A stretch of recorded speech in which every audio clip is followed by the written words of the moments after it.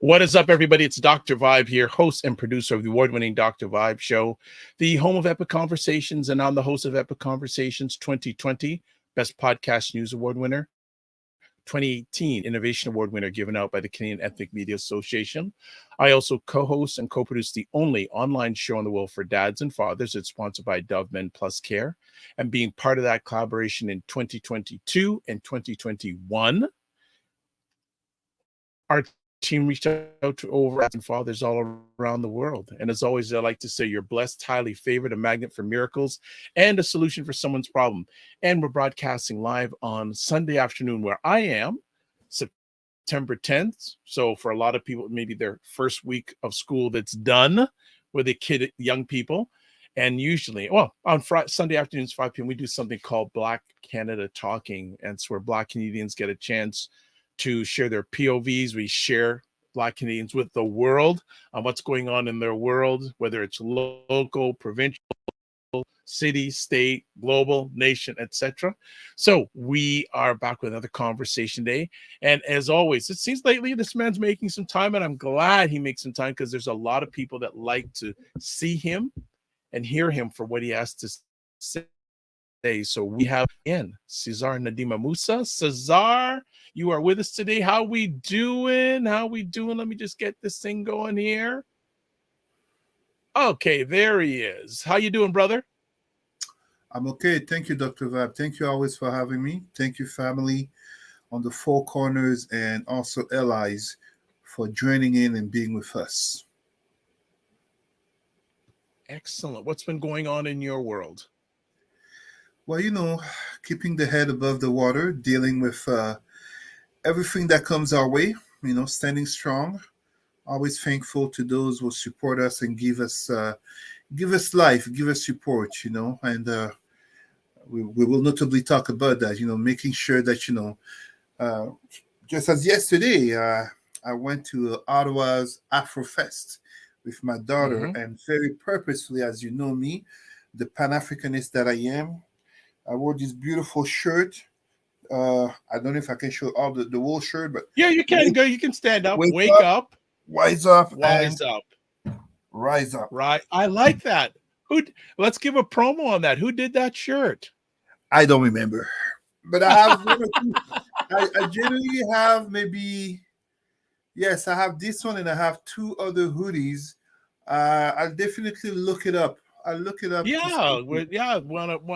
Any great work by our Black melanated people, we need to get out there. So that looks great, man. So how was yesterday in Ottawa? Oh, it was great. Unfortunately, we got there a little bit late. But yes, my daughter is cute, but people were also attracted to the shirt. Afrofest, right?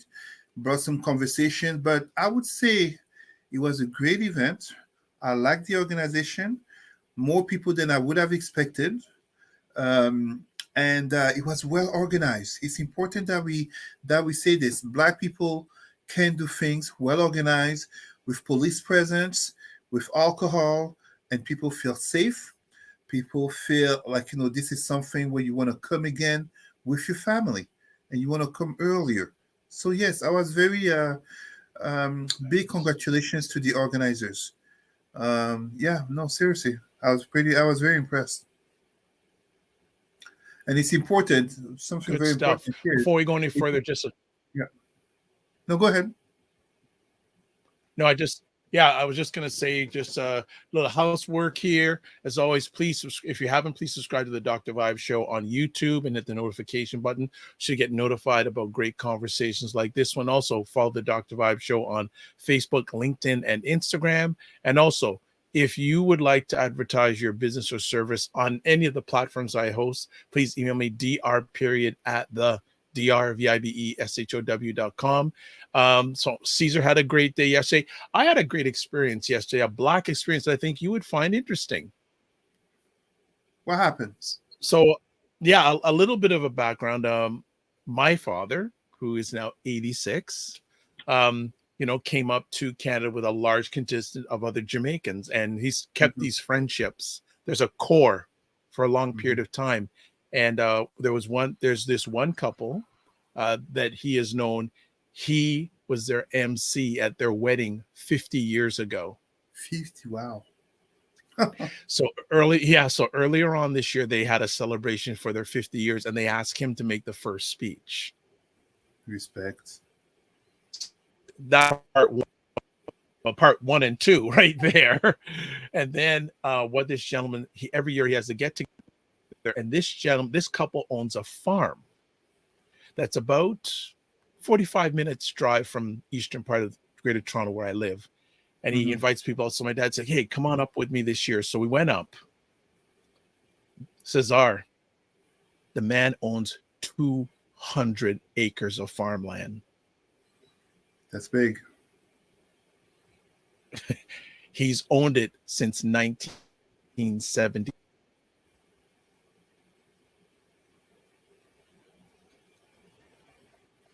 Yeah. And that's big. I just went, so we always talk on this platform that, you know, you want people, you know, our elders to show good leadership.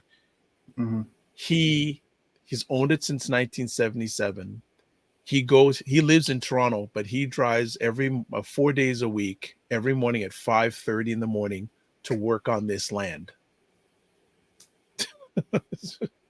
And so I said, I won't use his last name. I said, Mr., you know, I love this place. Can you just take like a few minutes and take me around? I said, sure. So we jump in his 4x4 and he drove me around the 200 acres of land, farmland.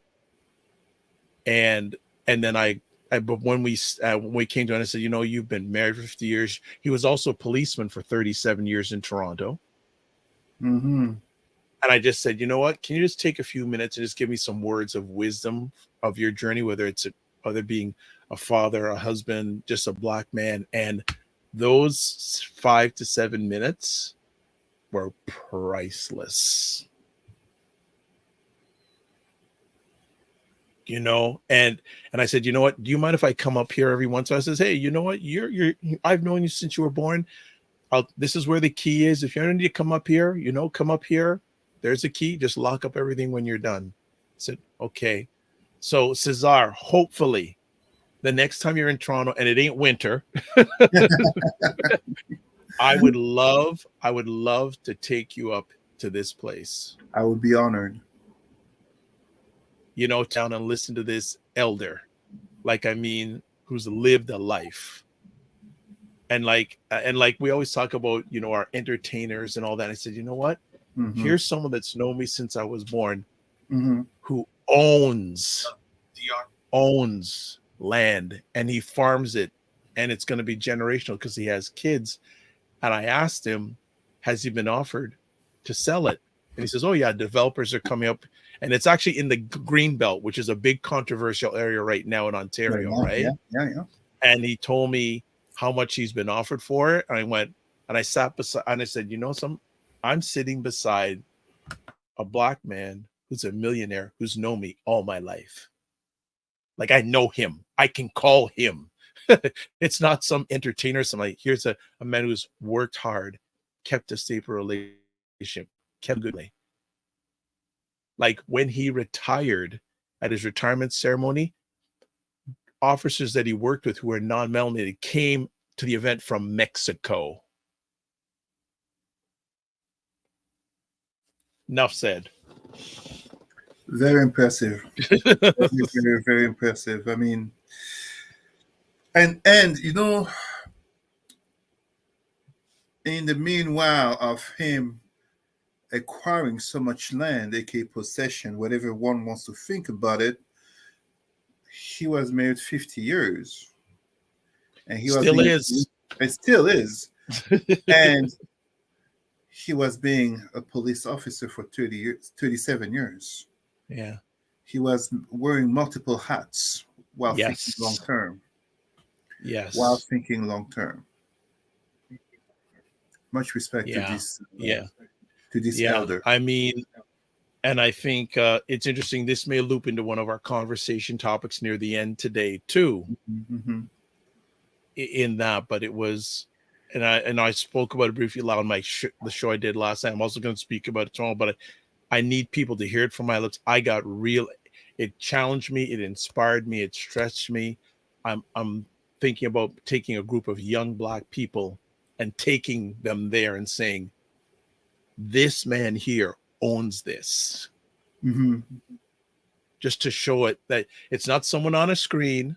Mm-hmm. Mm-hmm. It's not your latest social media post. This is someone who's within an hour of where you live, drive time, who's done this and comes out every day to keep it, maintain it, to preserve it. Very impressive. Yeah. So But one of the failures, I hate to say it like that, and it's not looking at the negative, but the transmission of such knowledge and wealth has to be passed on better to the larger community group. And unfortunately, this is where we have one of those weaknesses. I mean, if you look at it in terms of evolution, the strength of humanity, human beings, has been that the knowledge of the parents passes on to the children to help them avoid XYZ situations. Meanwhile, for animals, they tend to be ruled more by instinct. yeah. Communities are the same thing. The communities that succeed, that strive, it's also because they have the better transmission of knowledge, of wealth, of power at all levels, and they just build on that. Us, in terms of Black people, I mean, you just look at some of our rich and famous, most of them, too many of them being entertainers. What usually happens? Maybe one or two generations at the most. So many of our athletes, NBA, football, they become broke 3 to 5 years later. So these are issues that, when we have these type of role models, we need to make sure that others benefit even better. And when I say benefit better, things like Rich Dad and those type of books, in terms of from other communities, it's not that it can't help, but those books are not, they don't have the community, the racial element to speak to our communities, to speak to our mindset in terms of the frame of success. They simply don't. We are the Black community where most of our people, and I've tested this many times in different high schools, but also among adults, we are that one community where most of our people cannot name who the richest Black person is on earth. And they can't name who the richest person has been in history, and the shock on the face when you tell them it's a Black man. In brackets, he's not a hero, contrary to what most people think. He's not a hero, but he was still Black, So, yeah. Yeah. Well, so we just advertised the crowd up. So let's move on. So there's some topics that Cesar wants to chat in, and I'll just add in where I feel I can in our conversation today. But first thing, Cesar wanted to shout out maybe just some people in general. I don't feel their names, but he wanted to do sort of a shout out of maybe some people or some things that are going on in the Black environment. So Cesar, I'll let you start on that. Yes, I will actually give the names, but I will not give. I will honor and respect their work. Let them advertise, and when they're ready to come out in public, I want to make sure, uh, you know, the privilege and the honor that you give me to receive me is not about me as an individual, as a Pan Africanist, as one that many view and call a Black community leader. It's important that as I advance, that I bring my community forward as well. And as such, it matters to celebrate, to honor other Black people who are doing great things, because there are many of them. There are many of them. We tend to live in communities where most of our people, especially in Canada, just look at the US or look at TV. So to jump right into it, let me start. I'm just going to give the example of two men, two brothers, and one sister. And I'm not going to say too much about what they're doing, but I want to make sure that the name is out there for the ancestors, but also for our descendants to know these Black people are doing things. So Kevin Calixte, my friend of the KK Show, and Natif TV, Natyf, notably in becoming authorized by the CRTC to become the Oh, first Black racialized television channel in Quebec.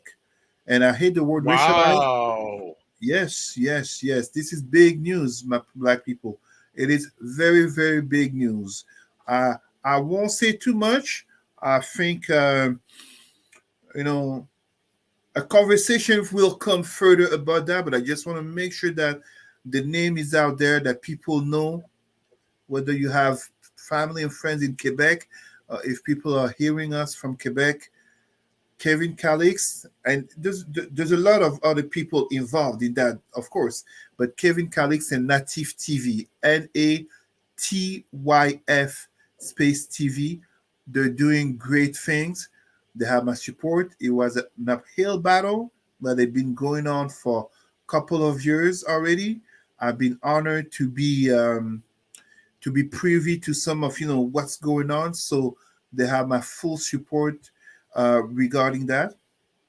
Another person I want to name, it's a sister, Véronique Semexton, with an initiative notably regarding Black males, youth, and adults in terms of, bringing up the brothers, young and older, as so often in this Black community, when we talk about success and achievements, a lot of talk, a lot of praise is given to the sisters. And too often, brothers are only seen through stereotypical lenses, if not negative lenses.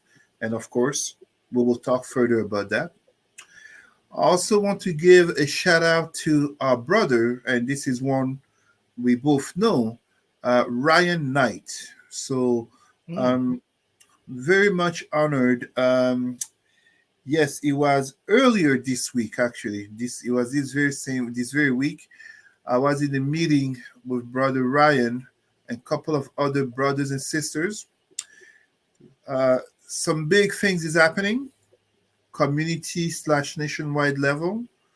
Allow me not to say too much, but let me put it this way.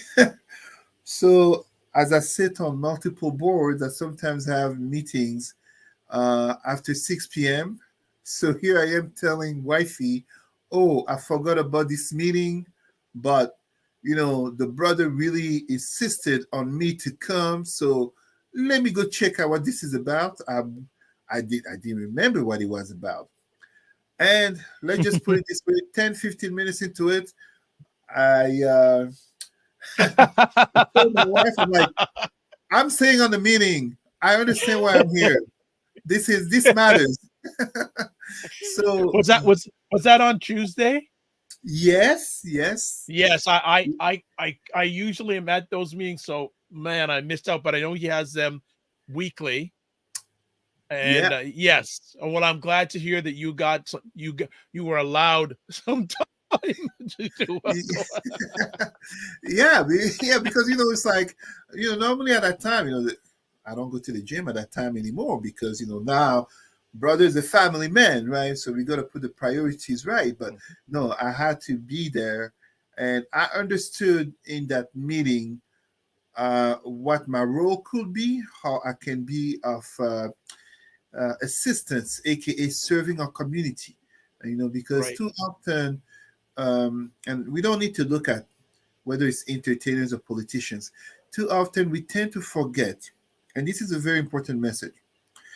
Dear Black people, no matter where you are in hearing this message, and hopefully, whatever language you speak, you can understand or have someone to translate, we need to remember something very important here. Just as the shirt that I'm wearing, speaking, it says, wake up, let's be woke, the way our ancestors meant it. It's not about the shining of one person. And even as I'm naming brother Kevin Calix, sister Veronique Semextan, and brother Ryan Knight, no, we are servants of our community.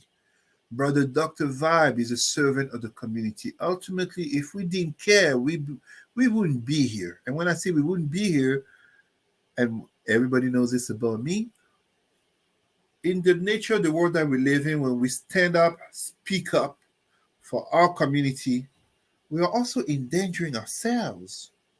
We're taking a risk, but we're taking a risk to uplift the many. So this is really what it's about. It's important that we give shout out to um, our sisters and brothers who are doing the work and will um, often, too often, don't get the light on them. And let's be honest, in the world that we live in, you're more likely to have a lot of media attention if you get uh, killed by a racist white cop, becoming another name in the list because of the Mhm. outrage and the protests, than because you're doing some good work but nobody sees you. So it was important for me to name these people, just as it's important for me to take a moment here to celebrate. Now, I don't have the full info, and I apologize because I didn't read the newspaper article that I saved, but um, Black Health in Canada coming more and more together to Uh, organize.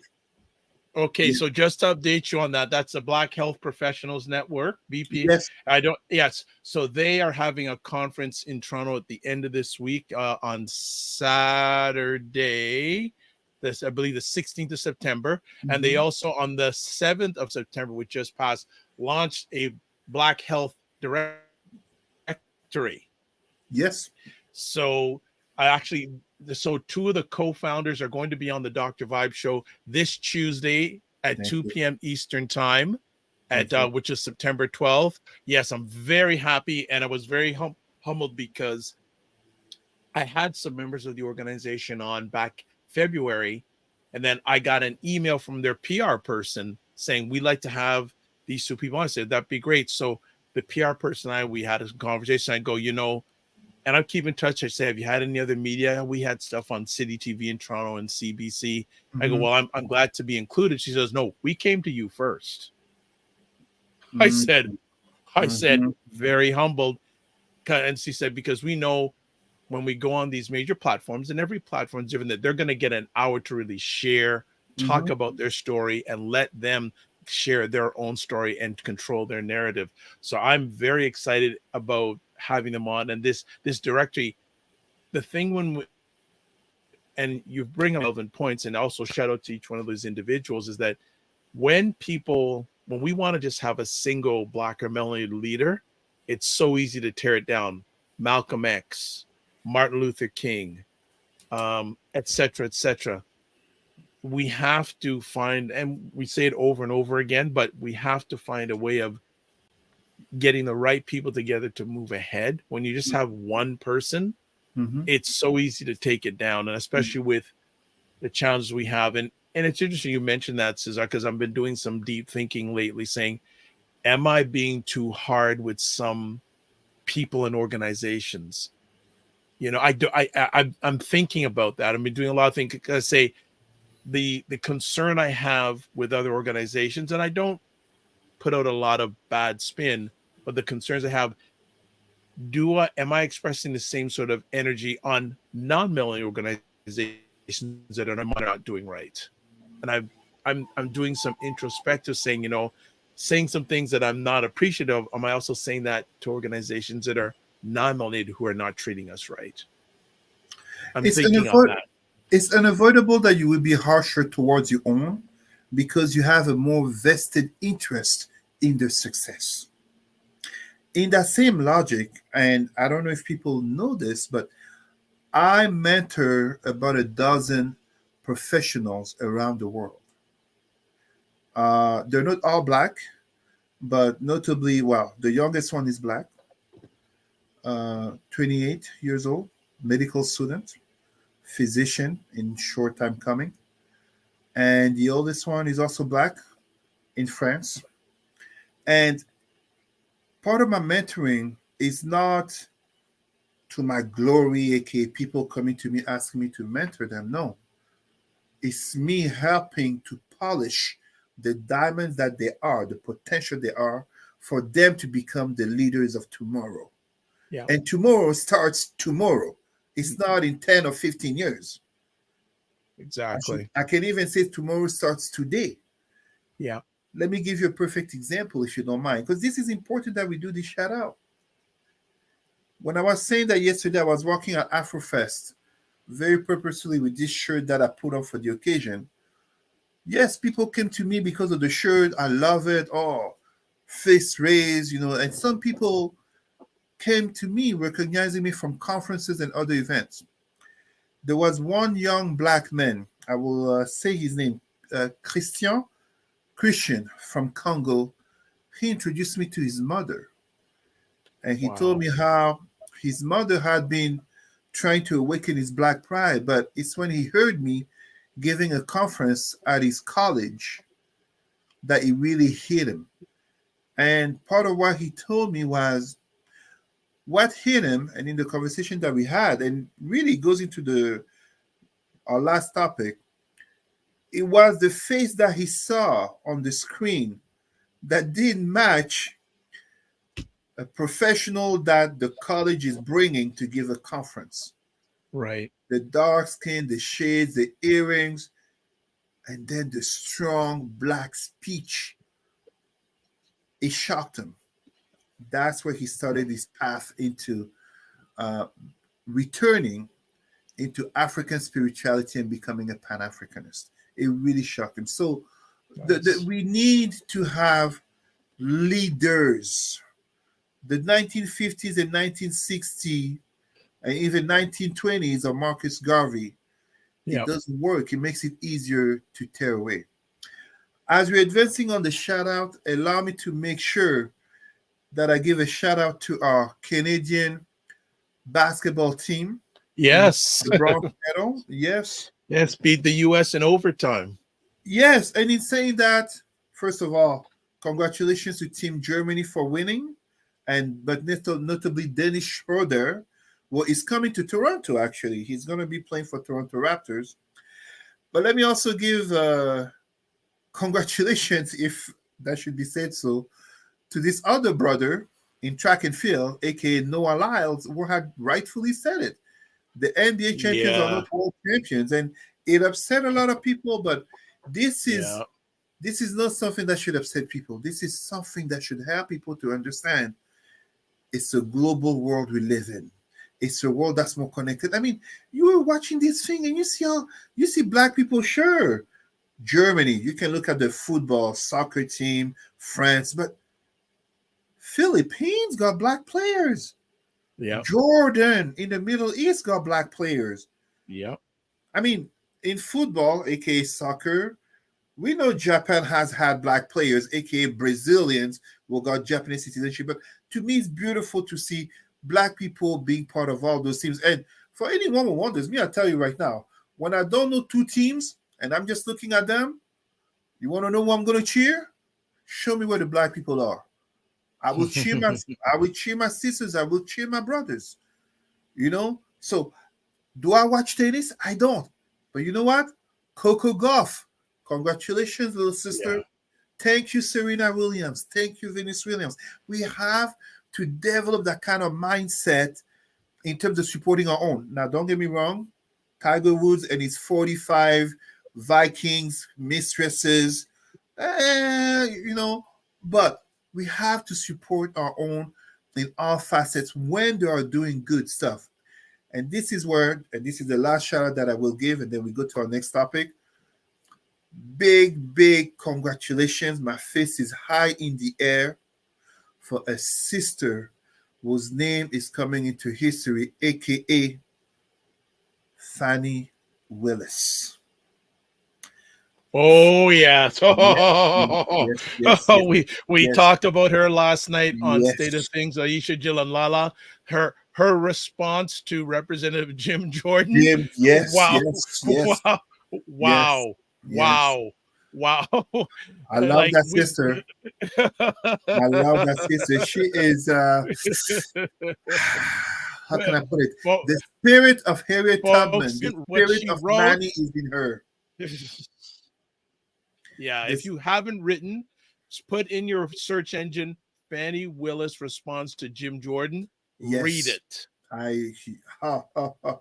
Read it. Like I mean, like the ladies last night. Oh my gosh, they were chomping at the bit to talk On the- about that. When I read that response and I see, I mean, don't get me wrong, to want to try 19 people at the same time, that's quite an undertaking. But the spirit of it all in regards to this man, Donald Trump. And it is very shameful for some of our black people to support Donald Trump, not because they can't support, let's say, Donald Trump, a white person, of course. Now, that's not the issue here.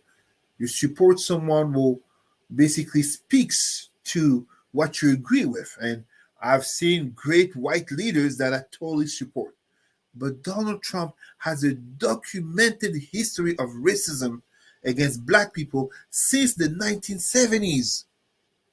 Don't give me the BS of showing pictures of Donald Trump with other black celebrities such as Mike Tyson or Muhammad Ali. It means nothing.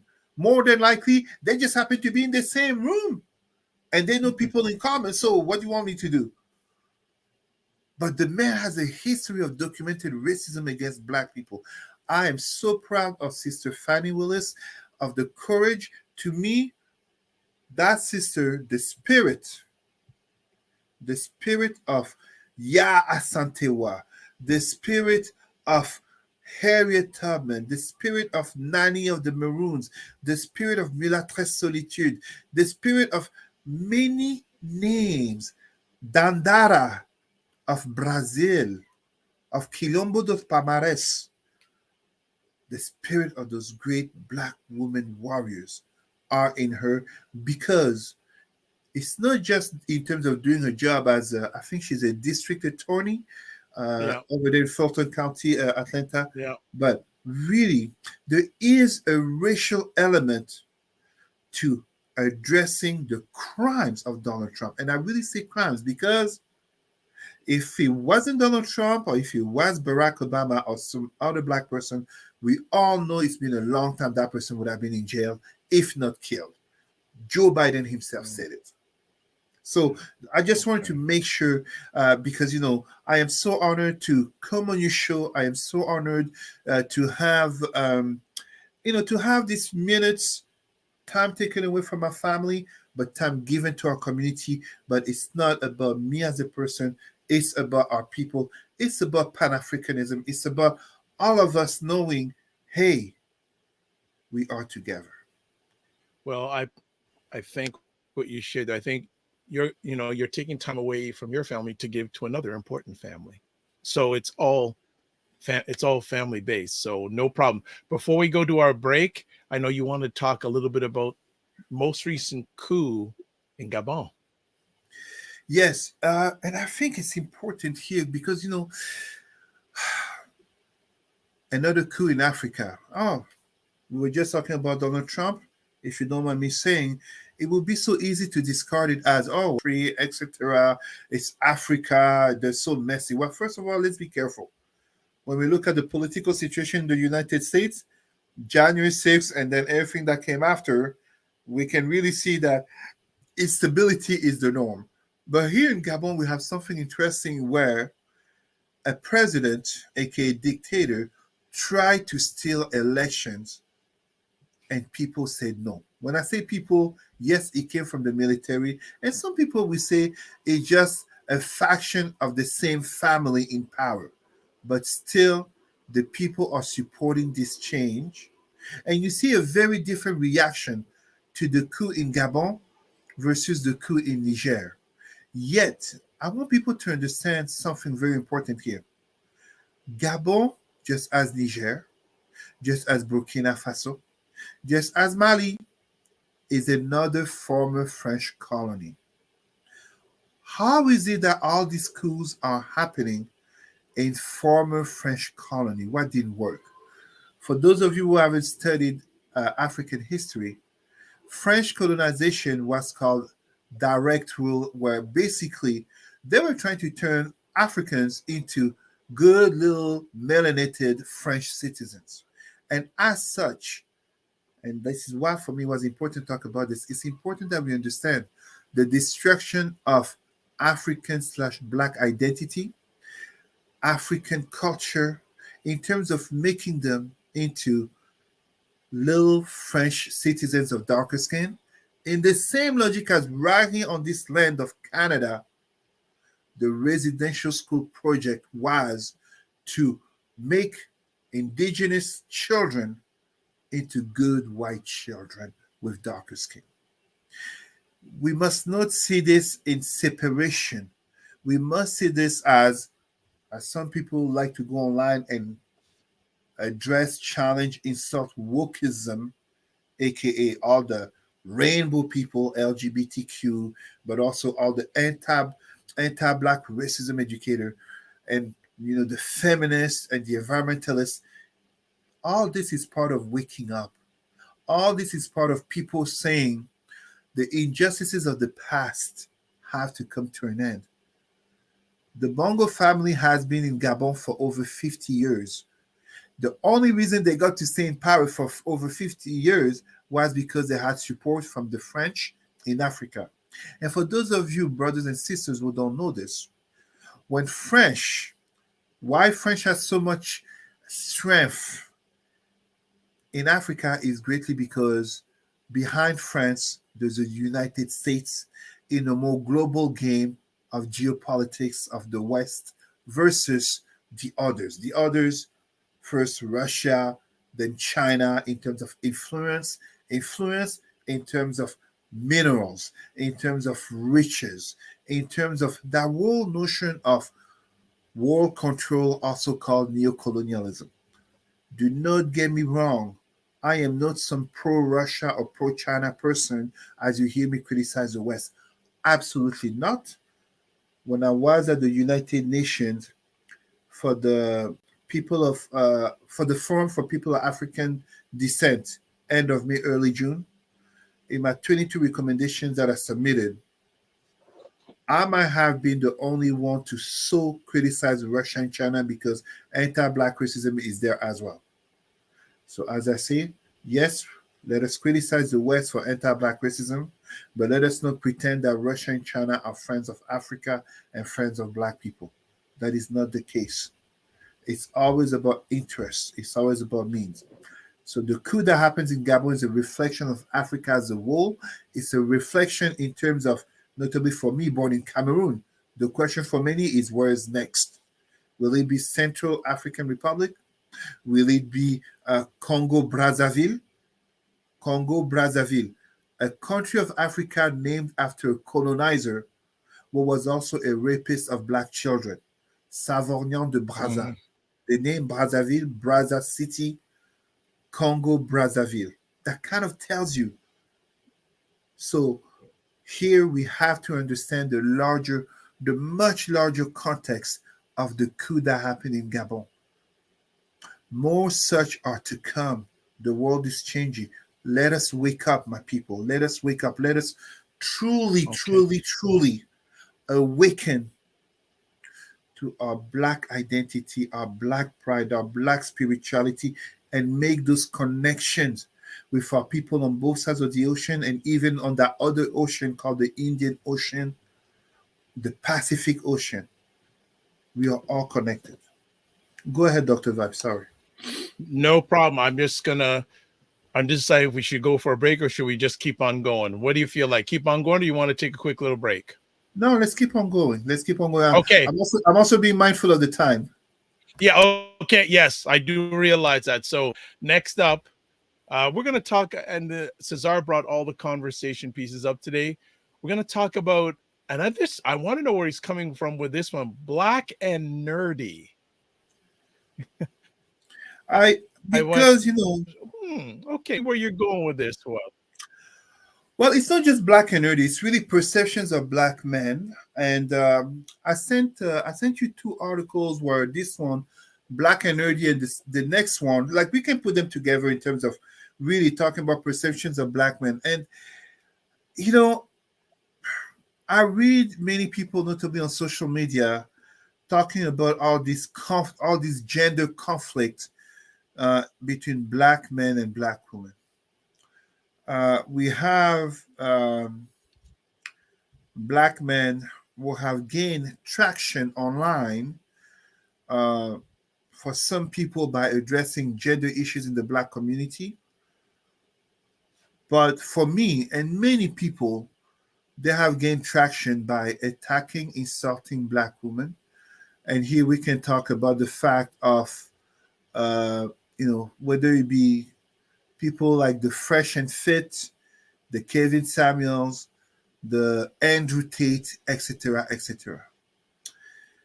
And just yesterday, as I'm saying this, just yesterday, a brother in Quebec shared a video, and he didn't know who was the person that he shared the video, because he shared a video of these two Fresh and Fit. Well, by the way, I think they got kicked out of Instagram or YouTube, something like that. Yeah, they got kicked. I mean, they got other venues, but they got kicked out of a major platform.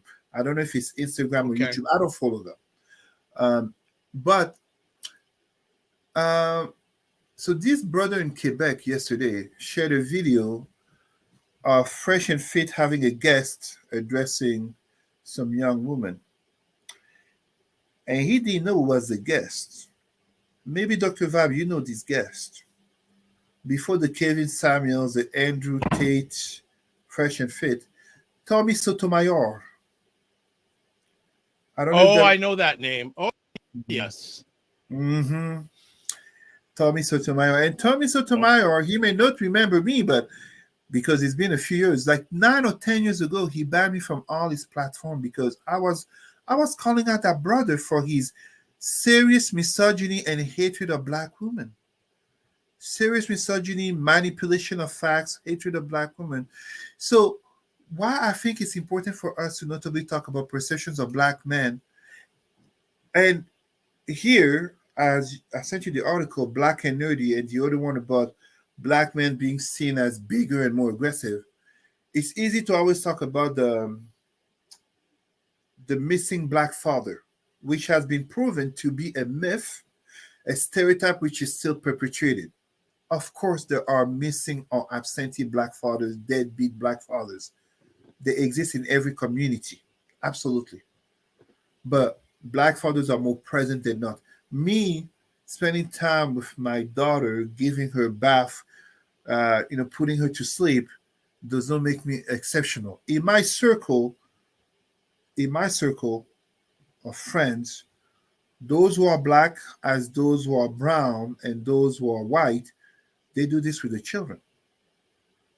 Right. It's important to understand this. But I want to make sure that we also address what too often is turned into a joke or ridicule in the Black community: the Carlton Banks, the Steve Urkel, the Black and nerdy among us, will basically are turned into jokes in Black TV shows that nobody wants to be like. And that becomes a problem because, as I remind people in my conferences and trainings, we are the Black community where we take pride in some of our entertainers, many of our entertainers. But let's be honest, whether it's the G7 or G20, when it comes time for the entertainment piece, they might invite Jay-Z and Beyonce, who are worth over $1 billion together as a couple. They might invite them for the show or the closing show or whatever you want to call it. But who do you think they're going to invite to sit at the table to address power issues and how to change the world? It will be that 50 or 25 or 15, $10 million worth engineer, scientist from India, from China, from Israel, who is white maybe. It's them. In our community, we mock those who are Black and nerdy. We talk of them speaking white. We make fun of the nature of their interests. Oh, are they gamers? We make fun of these things, and yet we need all of our Black people. We need our Black people who are nerds and geeks instead of making fun of them. And we know it can have consequences. We should embrace them. We should embrace them because they contribute to our community to rise up, to stand up. I mean, I don't know what it was like growing up for a Neil deGrasse Tyson, but I know 100% that in too many black families and communities, you look much better knowing your Bible verses, your Quranic verses, than for sounding like Black Einstein. And that's a fundamental problem. Mm. That is a fundamental problem that maybe we don't Yeah, want to this talk is too this. much. Well, this is a whole big conversation, and we're just giving it just an appetizer today. I want to encourage people. And I've been delving into this for many years on my platform, um, and we've been doing it for a number of years. On the last Thursday of every month, we do something called Dr. Vibes Allies, and what Mhm. it is Black men from Canada, the United States, and England talking about real subjects to them. And when I first started off this online journey, we did it for about 3, 4 years. We took a break. It's back on again. And it looks like now more Black men want to join this conversation, and getting the and intelligent Black men Mhm. who, yeah, one of them is a professor. He's been a tenured professor for 15, 20 years. People may think he's nerdy and all that, but he's a good brother, right? We shouldn't, it's it's not easy being a Black man. I know it's not easy being a Black woman, but we need smart people, family. We need smart people. No, we need I'm them. sorry. We need smart people. We need them as much as we can get, because it's a serious battle out there. It's a serious battle, and I've had the honor, notably on being on forums and platforms where we notably had black male educators in the US and Canada come together. But it's still too rare where it should be common, where just as we say Black Lives Matter, just as we say Oscar so white in addressing entertainment, etc. And it's not just to criticize entertainment for the sake of criticizing entertainment. We want our black entertainers to succeed. It's important to say that. If you're a black comedian, a black athlete, a black musician, a black whatever script writer, I, Cesar, want you to succeed. But I need you to succeed with also a black pride mindset. So when we say a black pride mindset, it also means that we must support all of our black people, whether they be LGBTQ, whether they be disabled, whether they be so-called nerdy or geeks. Because that nerd or geek might very well be that person will find a solution to a medical problem tomorrow, but his wife is white because he felt rejected by the black community. How many of our Hey, I'll get entertainers How many of our go ahead. entertainers didn't go marry white women because they felt rejected by sisters? Kobe Bryant is one of them. Hey, That's what he said. here's another great example. There is How many people use this software called Calendly? CALENDY.com, right? I know many people use it to schedule appointments with people and all that. The founder of that was a Black man. He's maybe a little nerdy, eh? Should we reject him? There you go. I'm not. And this is where for me was important to notably address is because I was a nerd growing up. I've always been a nerd, but I had the chance. I was a cool nerd. I was that nerd who helped people with homeworks. I was the teacher's pet, but also teacher's assistant since age 13, assisting in history classes and others. Yes, I was in the whatever the enriched genius, whatever classes they call it, but also played sports. I also, would sit with the girls, the hot girls. I got along with everyone. But even when I was in high school, I knew my experience was not the norm because even to this day, even to this day, Dr. Vibe, as I am in my 40s, I still have conversations with some friends who are still suffering from the high school experience, who are still suffering from having been called and been treated as a nerd or geek all these years. Basically, their desire to be involved for the community is still shaped by trauma. Yes, we can minimize it for others, but for them it was real. And this is why we have to understand that as Black men, the value is not just to work, pay bills, stress, and die in the positive sense. Because in the negative sense, yes, we can talk about the ones who are having kids left and right. We can talk about the ones who have a criminal record. We can talk about the ones who the list is long. But I think it's important that we value all of those different facets of our identity in coming more and more together. Because when you look in this world of 2023 that we live in, the Elon Musk and the Jack Ma, white men, Asian men, in the Black community, they don't tend to be treated so good. And that becomes a big problem when someone like me, dealing notably with high schoolers through our organizations, coming to speak to them on leadership, coming to speak to them on motivational speeches, I have to remind them Black lives matter, Black emotions matter, Black brains matter. It's that important that we have all of our people literally understanding this and coming together for such. So yeah, and So just I one get you. last thing, if you don't mind, Yep. Because no progress. in, I know you're on time. You're on the count. in valuing the notion of, as I'm saying, Black and nerdy, it's also because one of the biggest stereotypes that we have placed against us Black people is the notion that we're more aggressive, that we're more violent.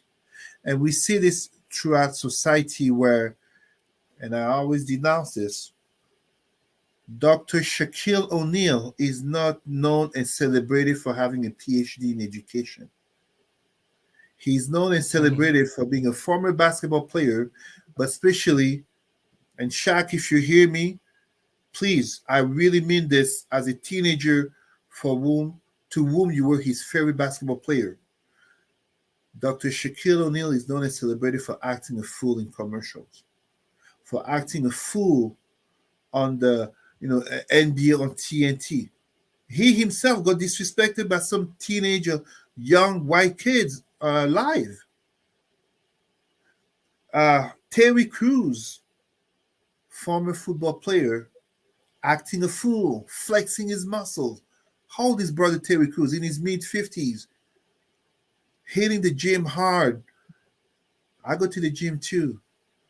I know he does more than just go to the gym for what he looks like, notably at his age.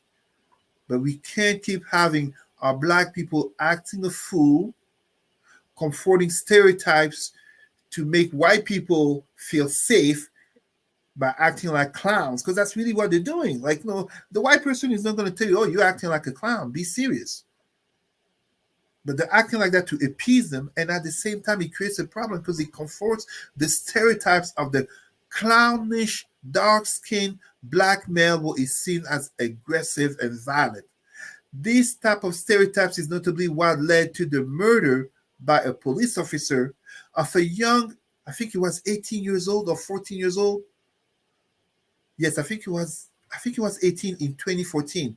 Mike Brown, Yeah. described by the white cop as a gorilla. That is a problem. We look down on the Black and nerdy, and we have too many brothers who glorify these notions of Black violence, Black aggressivity, being Black and big. Even like, we mean mug one another as Black people too often, and we call each other by the N word instead of brother and sister. I mean, you look at even in the, how do you call that? In terms of even stereotypes of nicknames, and notably in the triple X porn industry, Mandingo, the Black Savage, the Black Warrior, the Black Brainless. Stallion. A stallion. Sorry? Yeah, black It's a stallion. stallion, So yeah. it becomes a problem as times are changing. We are seeing around us a rise in hate. We are seeing white supremacist groups. They're not becoming, they already are the number one domestic threats in many Western, if not all Western countries. We have to build stronger communities, and that starts by valuing one another more and more. I don't want to sound like a monologue, or even for some who have, uh, heard me before, like some type of broken record. But these notions need to be said and repeated time and time again, because maybe someone listening is the first time they hear this, or maybe someone Yeah. listening for the first time they're making certain connections. And when we have these stereotypes looking down on the black and nerdy, uh, those who are seen as larger, violent, aggressive, what does that end up doing? It creates another stereotype. The Yeah. coons, the sellouts, the Yeah. Kunde Owens, the Kanye West will basically parrot white supremacist narratives in order to be accepted in white circles. Yeah. Not all money's good money. There you go. All right. Well, Cesar, I know you've got to go. I like to Thank you, say, as brother. always, thank you for taking the time. If people want to get in touch with Cesar, there's his Facebook page. There's his email address. As always, Cesar, thank you so much for taking time. I know you got to run, but sometime in we have to have a conversation about what we were talking about before we went live. We have to chat about, but We family shall. first, family first. Remember to give yourself grace and don't just manage your time, manage your energy. Peace. All right, everyone. Cesar has to go, but as always, he's just laying it down, doing the thing, doing the right thing and sharing his heart with us as always. And I hope you appreciate it.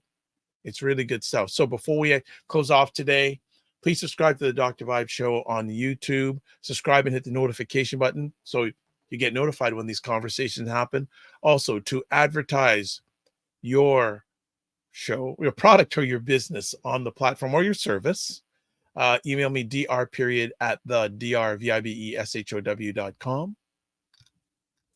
Also, you can watch replays of this epic conversation called Black Canada Talking on YouTube, Facebook, and LinkedIn. So just put in the Dr. Vibe Show on any of those platforms.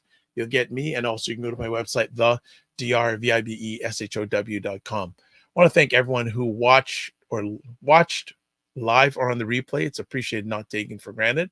As always, this is what we close off with.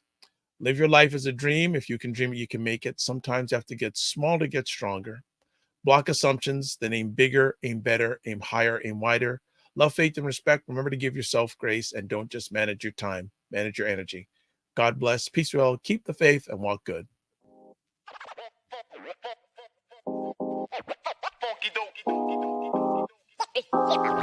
Yeah. Listen.